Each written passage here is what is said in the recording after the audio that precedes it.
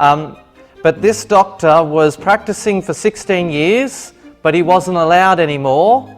And the reason is he wrote some things on his personal Facebook page that were deemed unacceptable. And so then there will be people like myself going, it's a religious liberty issue. But the church there will say it's not one. When I chose to follow my religious conviction, I'm jobless, homeless and relying on food bank. And so is that really, it might not be any problems to this person's liberty, but this one did have. Who of us needs some freedom? Yes? Is Australia still a free country? Some people will say yes, some people will say no, and some people will not be sure. But hopefully at the end here you'll get a bit of a picture as to what freedoms you do or don't have. Okay, so freedoms to choose. What we're going to go through is our freedom of speech. Can we say what we want to say? Do we have a freedom of belief? And that can be contentious as to whether we do or we don't. And do we have freedom of health in how we choose our health? And then we're going to go to Dr. Rachel on Zoom, and you can then ask some of the questions, because there'll be a few questions that you might find. Then my wife is going to take over, and she's going to trace the history of freedom, or lack of it, through the last few thousand years. And then we're going to land at the end is what's the future of our freedom belief? How are we going to live if we have more things like what's happened during COVID, where there was lots of restrictions? So I asked these questions already. Are we free to choose in Australia? But are there also consequences if we make a choice? Can we eat something that's not good for us? Can we drink something that's not good for us? Can we put on some clothes that may be not helpful to us? What about smoking? Someone says, I'm free to smoke. Is that true? Yes, they have freedom to do what happens to them, but do they have the freedom then to puff it into your face over and over and over again? And so then becomes what happens with freedom. Can someone say anything they like? Can we travel anywhere we like? During COVID, you couldn't go to nursing homes, you couldn't go to hospitals unless you were vaccinated. Some people couldn't go to funerals or even weddings because of restrictions. And then the final thing is what we believe may have a consequence for life, or even then people may want to kill us for what we believe. So who believes that we should actually have freedom to choose what we do in life? Yes? I hope you can all be there. We should have a choice, but we may not have as much a choice. So let's have a look. Freedom is these four things. The start of it is what's called the freedom to believe.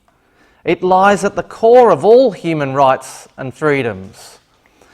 Then it's the freedom of speech. It enables you to communicate those beliefs. Then there's the freedom of expression, which permits those beliefs to be acted out in society. And then there's freedom of association.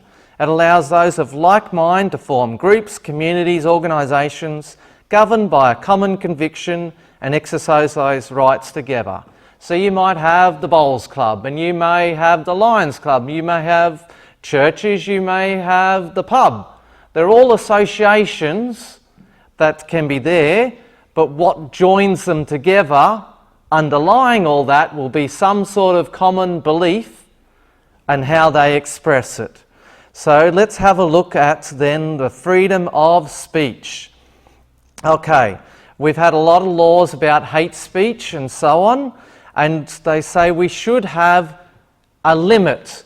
If someone says, I don't like you, that's different to someone saying, I'm going to get a gun and shoot you, and the next moment you just stay here. Can you see a difference between one is a like versus determined action? And so we need to have verifiable harm. that anyone can pick. So verifiable harm will be empirical evidence. These are big words, but it should be measurable or tangible, observable. It should be testable. So if someone is making a comic like online, does that then mean that everyone in the whole world is harmed because someone put something online? Okay, what about reproducibly? Would everyone that sees that same text have the same level of harm or cause harm? Is there consensus that each person would see that as harm? And we're going to look at an example in a moment. And then, is it predictable? Someone says this, say, against Islamic people, that therefore means this. Okay, so here's a example that's not very real. My wife put this one together and she says, okay, the lady in the middle is saying, your jackets are way too pink. They remind me of overripe watermelons. Okay, the lady on the left on your screen says, how funny, I love watermelon. I'm glad you've picked that up.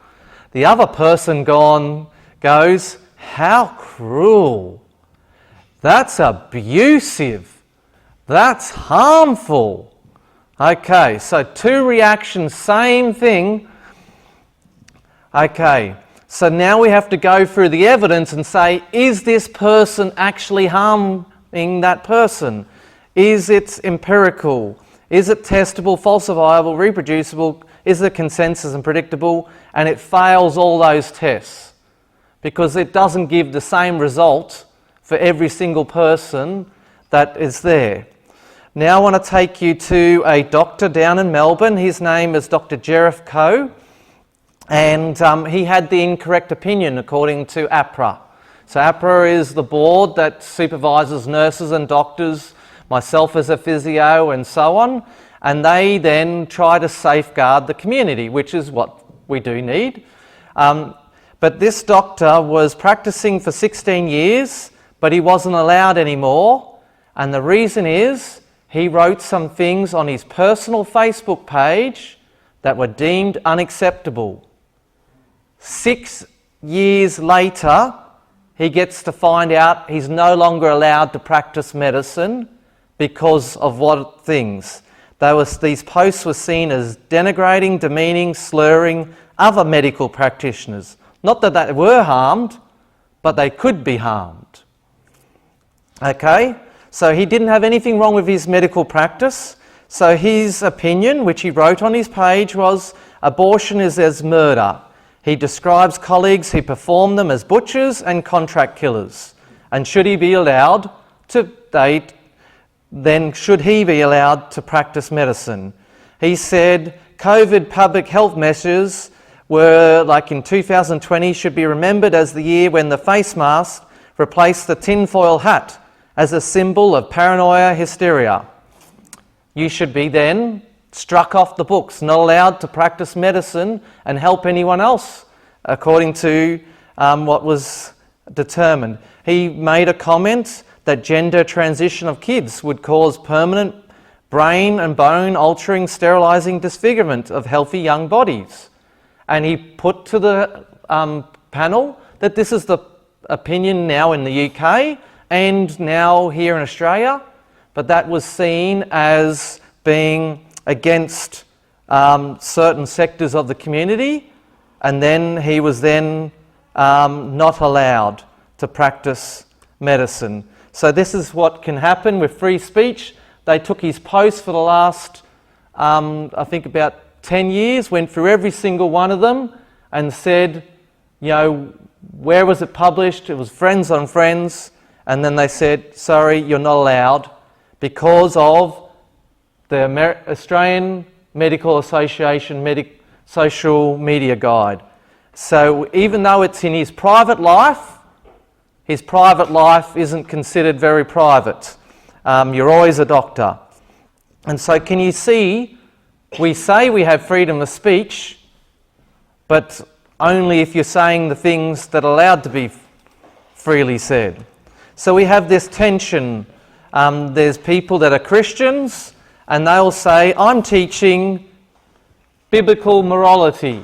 But someone else can then say, you're promoting stigma against a protected group. I'm calling for repentance. The other person, you're causing psychological harm. Doesn't matter if that person doesn't see that there's harm, but they can just claim that. I'm preaching truth as I understand Scripture. You're encouraging contempt towards a group. Can you see the tension here? And how is the courts, how are people going to work this out? How do you and I work that out? Is it hate? Is it violence? Should it be removed? Should we always have freedom to act how we want to act? Here's an example. Your right to swing your fist ends where my nose begins. So in terms of the Australian Human Rights Commission, it says that there should be limitations on what you can and can't do. So this is the wording here. While the freedom to hold a belief is absolute, the freedom to manifest or demonstrate that belief in public is not.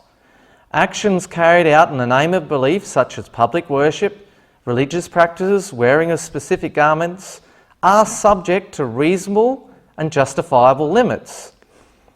These behaviours can be restricted by laws aimed at protecting public safety, public order, health, morals, or the fundamental rights of others. And so we see what happens as an example through COVID. Everything was public safety. Even though you may have had convictions, the health of society may have taken precedence. So this comes down to, the next topic is freedom of speech, then we go to freedom of belief, which really should be our supreme freedom. How we think in our minds shouldn't be subject to interference. But that belief is informed by your conscience, whether you decide something is right or wrong or what you value. What is the conscience? Con means with or together. Science, the word is knowledge. So our knowledge or thinking is brought together with someone or something else's knowledge or thinking. So where do we get our thinking from? Okay, God, divine, sacred texts, scientists, doctors, society, our social influences, politicians, etc. Okay, what happens when it's a religious thinking? For something to be a religion, it has to be individual. They've got to regard something as holy or sacred, absolute or divine or worthy of reverence. Now, some people think that our Socceroos and our World Cup players, rugby, are divine. And so they give a lot of respect to them. But is that their religion? For some it may be. How to deal with life and what is their fate after death? And so religion is all these factors. 1, 2, 3, 4. Does everyone have a religion? Actually, yes. You might have to realise that you will always have something you believe in. It may not be a denominational religion, but you will believe in something. Your conscience will align with what you regard as worthy of reverence. It might be the politicians. It might be our people that are our society role models. Okay, how you live life will depend on what you believe. Now, in the Bible, I want to share just a few Bible texts through this. There's Paul. He was one of these people that helped a lot of people understand that Jesus, who was crucified, rose again, and he shared it. But he wasn't treated very nicely. He went to Athens, which is in Greece, and he said, I see that you're actually very religious. He was on the top of Mars Hill. For as I passed by and beheld your devotions, I found an altar with this inscription, to the unknown God. Wherefore you ignorantly worship him, I declare unto you. And so most people actually have a God, but they may not have a name for him. Now, if we look at Jesus, he actually said something very, very important It says, he said, render unto Caesar, that's whoever the ruler is, things that are Caesar's, and render unto God the things that are God. But notice at that time, the state claimed to be divine. And so Caesar, reflecting this divinity, whatever was God's was also Caesar's. Therefore, when Christ made this distinction between God and Caesar, he separated that which pertains to God and then that which pertains to Caesar, and commanded men to render to God that which is God's, and to Caesar only that which is Caesar's. He at once stripped Caesar, the state, of every attribute of divinity. Can you see how important this is? Because can anyone be a leader? We've had so many different politicians change over. What happened to the previous one? If they were God and they got replaced, suddenly God's replaceable. Okay, in doing this, he declared the supremacy of the individual conscience. So not just the leader, but who you and I are. Because it rests with the individual to decide what things they are which pertain to God. I think this is a very important quote. Well, now we're going to look into 3 different views that people will have when it came to what happened during COVID.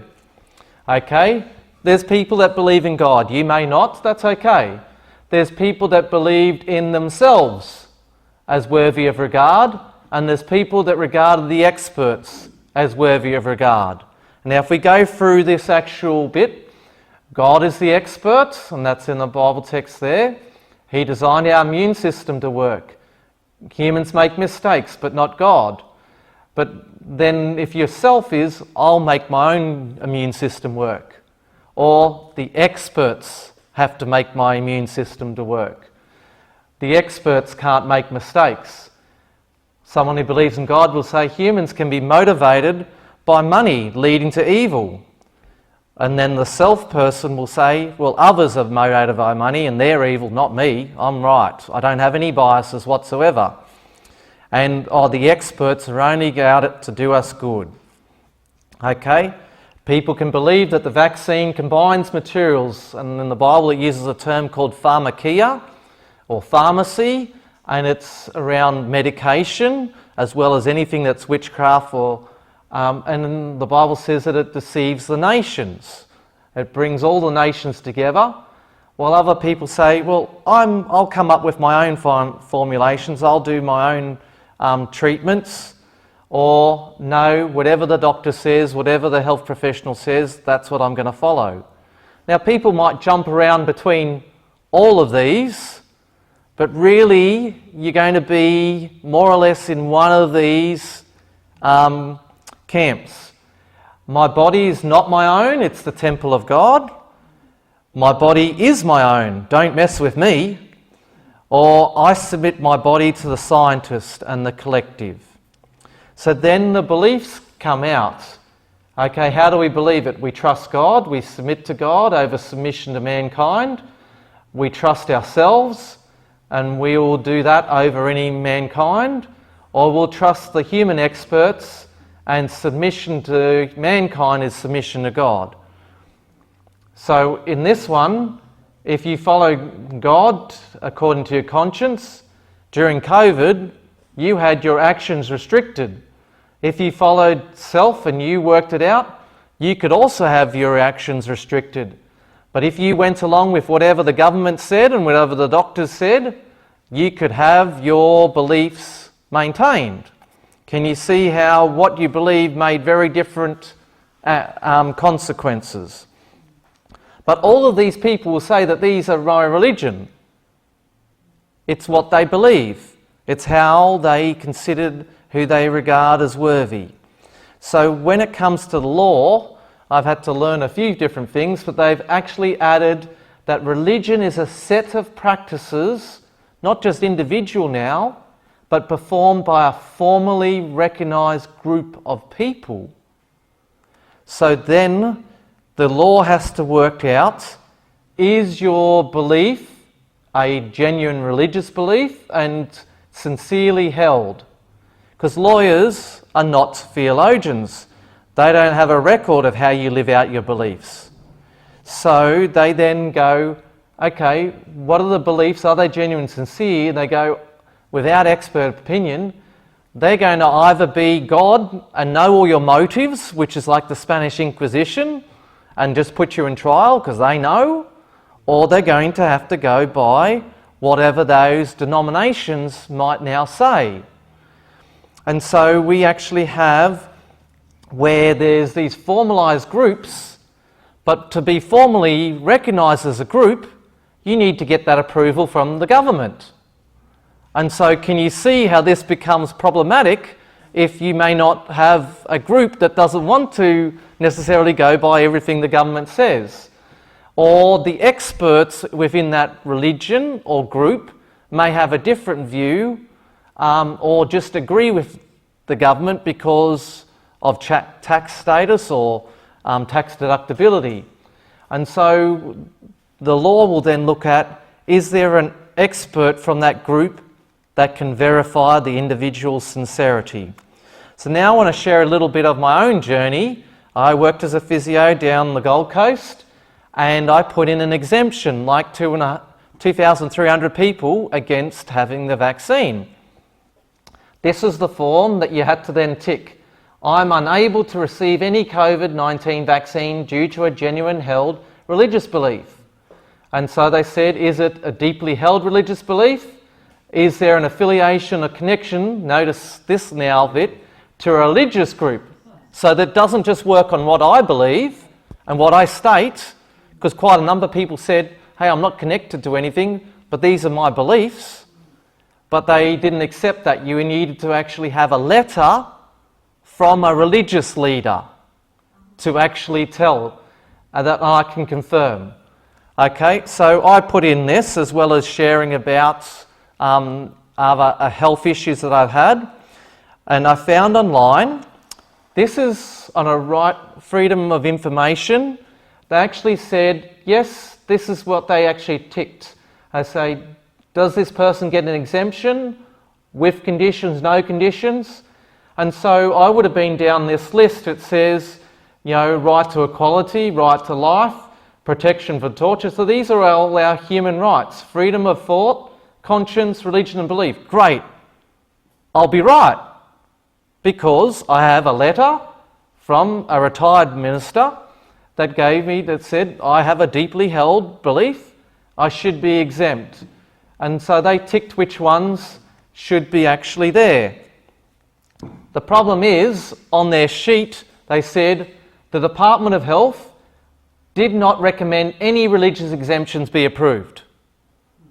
So while they advertised that they were going to accept religious exemptions, in essence, they've said, we don't see that that's going to be happening.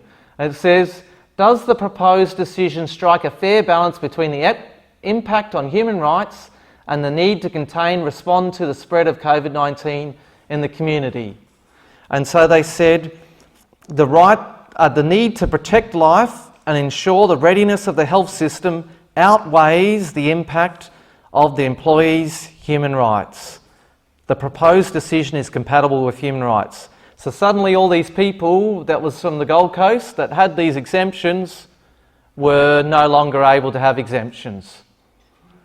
Not because they didn't have a genuine religious belief, but because of the public impact it may have. So when I looked and I said, was there anyone in the whole of Australia that got a religious exemption? And from what I could see out of all the different court cases, the answer was how many? 0. Not a single case in the whole of Australia in law has been publicised that they got a religious exemption. Doesn't that worry you? Even though we have a freedom of religion and freedom of belief, that it doesn't then count when it comes to public safety, order, health, or morals. And so what it said is in 2015 they got rid of the childcare parents could be conscientious objectors, and they had the no job, no pay, and then they continued that through to COVID-19. But I want to share a few more things in this presentation. It says, this is over in America. It says, any form of governmental investigation into the objective truth of the person's religious belief, be it in a judicial form or otherwise, in essence puts the individual on trial for heresy. Now, heresy is a word that basically they're lying, or they should be actually removed, because in the past Catholics said, in the Dark Ages, that's a heretic, they deserve to be burnt. So it just becomes an us versus them. Let's go a little bit further. There was someone that was giving away exemptions in America. The Missionary Temple at Large, the Universal Religious Brotherhood Incorporated.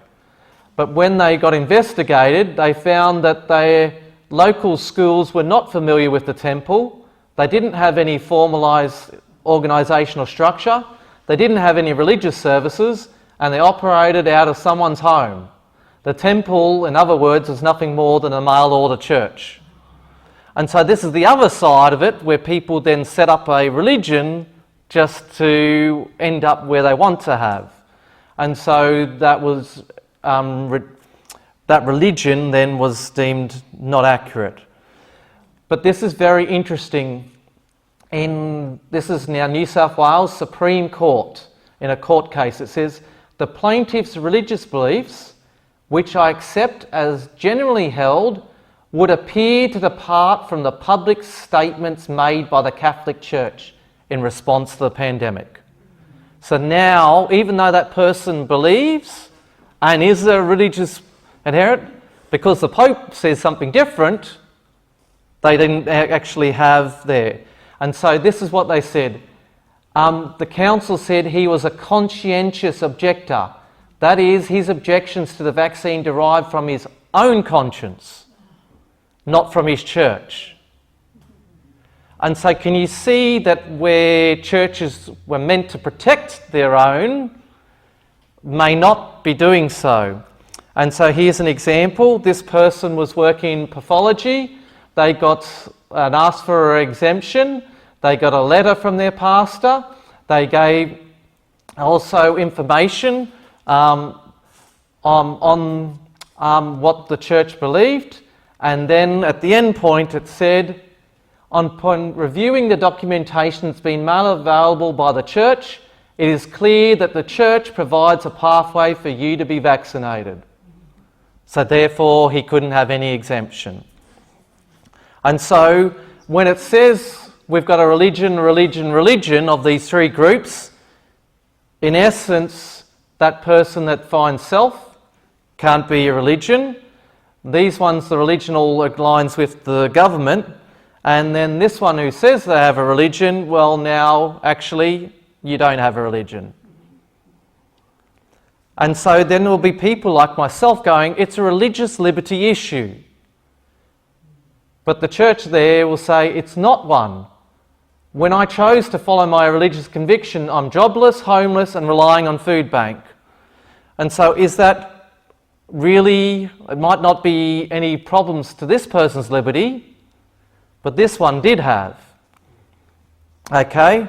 And so this becomes our accepted religion that we now have. We almost have a state church or laws. So what happens when the majority of the world are on this side and you're over here?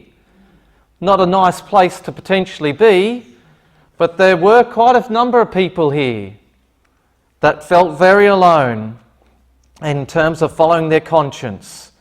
Because the experts, they have all the power. They have expertise, they have legitimate power, they can reward people who are going to follow them.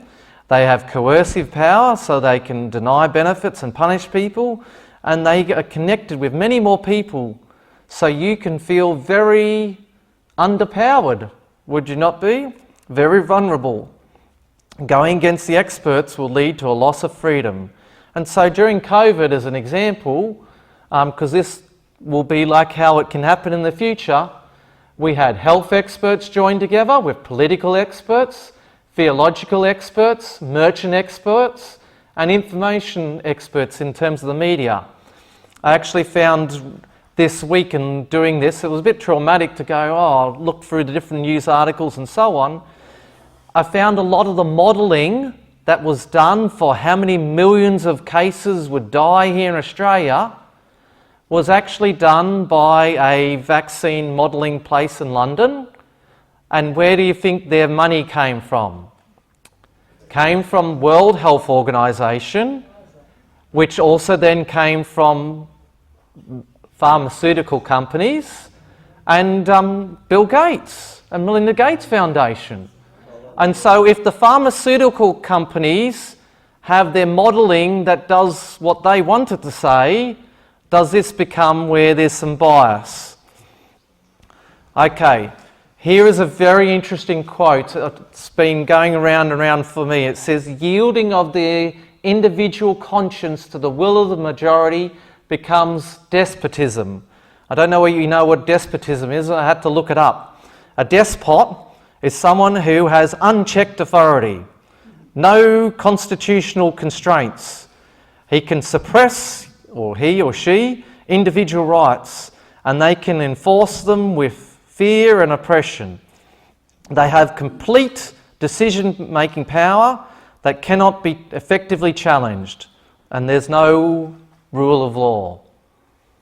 And so this, what we heard of common good, or what we heard of the public safety elements, can be very concerning. It says the doctrine of the greatest good to the greatest number, when so applied as to demand the yielding of the individual conscience to the will of the majority, becomes the means of erecting a despotism.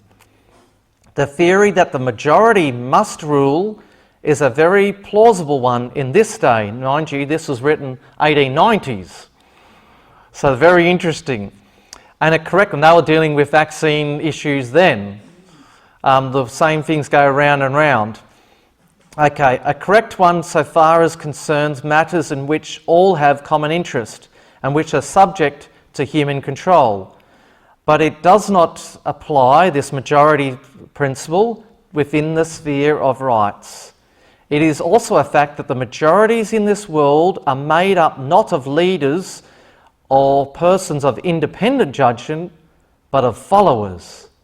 So what appears to be the judgment of the majority is very often only the will or opinion of the few by whom the majority are held. That's right.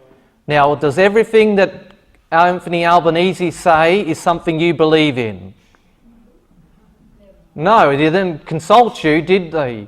And so this is the problem, is we get led, and so on it goes. This is especially true in matters where people do not feel their immediate interests to be directly affected, as in questions of religion. You can have religious despotism, and it can be all the more readily established by a few influential bigots, because the public are generally willing to let others, their spiritual advisors, think for them in religious matters, and thus be spared the trouble of investigating and deciding for themselves. This is human nature. Listen to this last bit. And the religion of human nature is what? Popery. Does it acknowledge God? Or is it acknowledging a man who then now tells you how you should live and what you should do? And so do we have the freedom to choose? Okay, back in 1899, there was lots of discussions and lots of experts, and there was a chief rabbi who was also a doctor in London, and he read about the antiquity of sanitation. Now the Jews, they read the Old Testament, very much so. And so he looked at what the regulations are in the book of Moses, in the Bible. He said these rules were given by the Lord himself, and when followed produced the healthiest people that ever lived. Let it be noted, however, that the inoculation was not in the list of preventives of disease.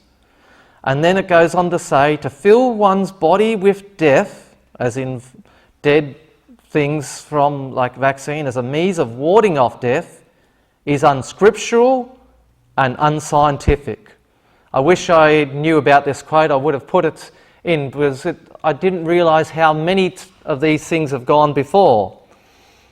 Okay, how do laws and lawyers work this out? They say, how do we find if freedom should be overridden? They said if it has a law, it's not an arbitrary law, it's got a public safety or health law part, and it's proportionate. It's the least restrictive way.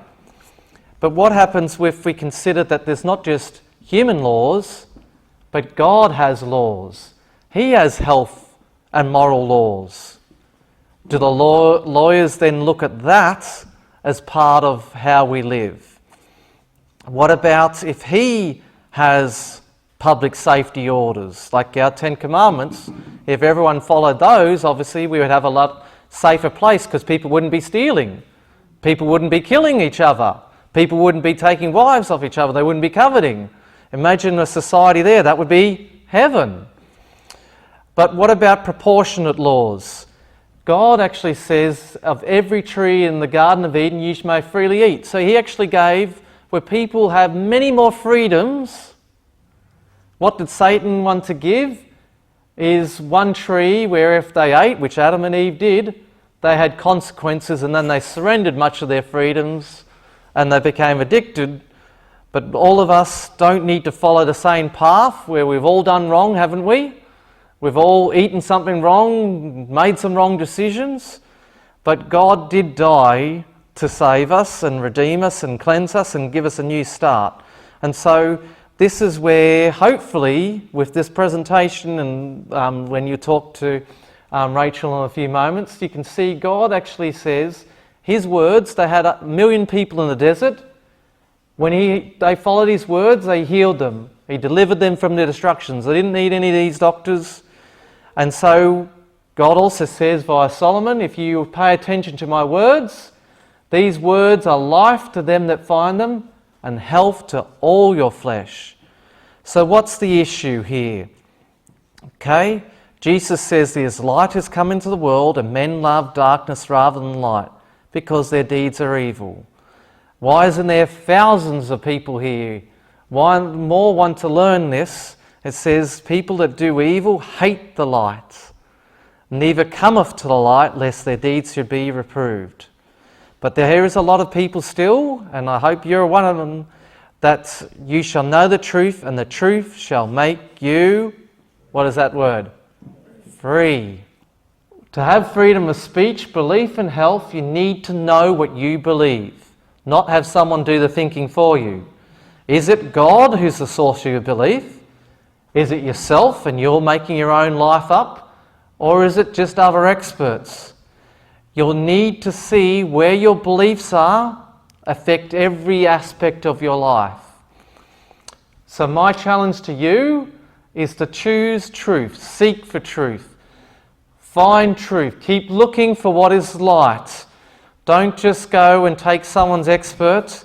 Look for God. There is a loving God. I know many people may have found a God that's not loving, but there is one in Scripture that I would love to share with you.